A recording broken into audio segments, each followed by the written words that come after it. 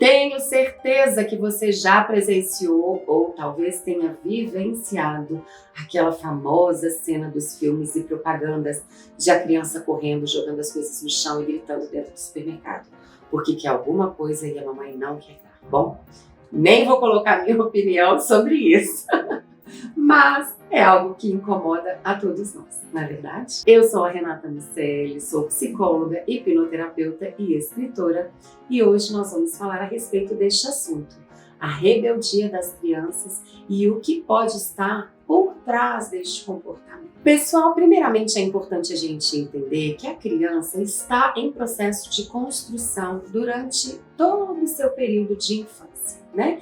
Então nós temos estudos que explicam que até aproximadamente 5, 6 aninhos de idade é quando a criança está trabalhando na composição do seu caráter, e até aproximadamente 7, 8 aninhos de idade é quando então se faz a composição da sua personalidade. Então, percebemos aí que a primeira, segunda e terceira infância da criança são fundamentais em quem ela vai se tornar quando adulto. Então, para isso, é válido que a gente também pense em nós, enquanto adultos, enquanto exemplos para essas crianças.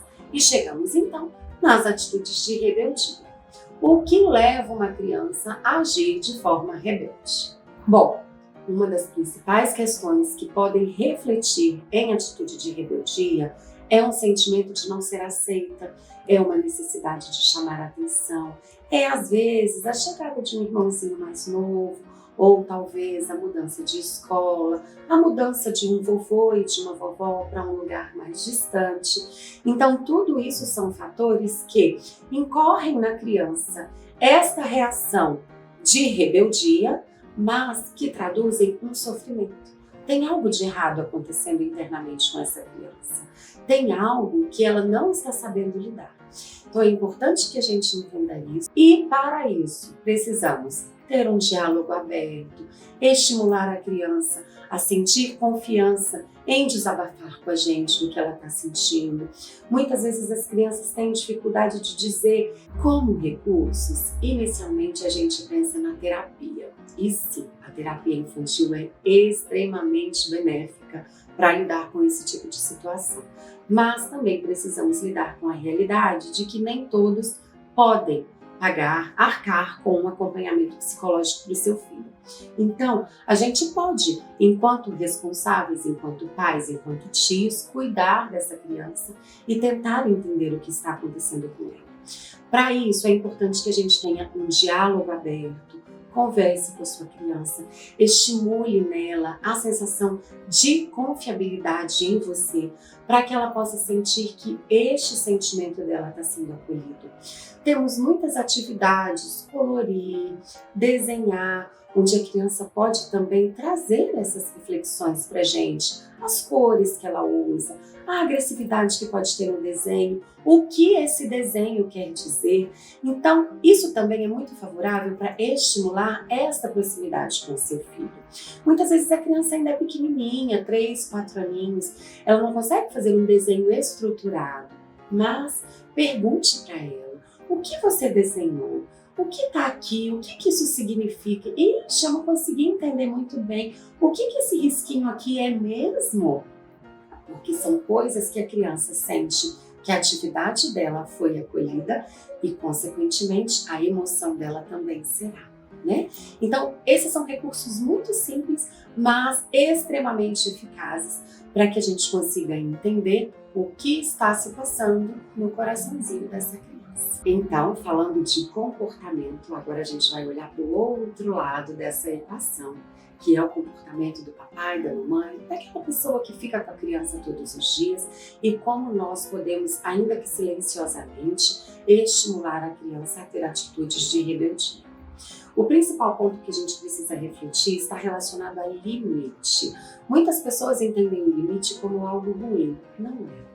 O limite é necessário em todas as relações que a gente tem. Consequentemente, é imprescindível que a gente estabeleça limites para a nossa criança.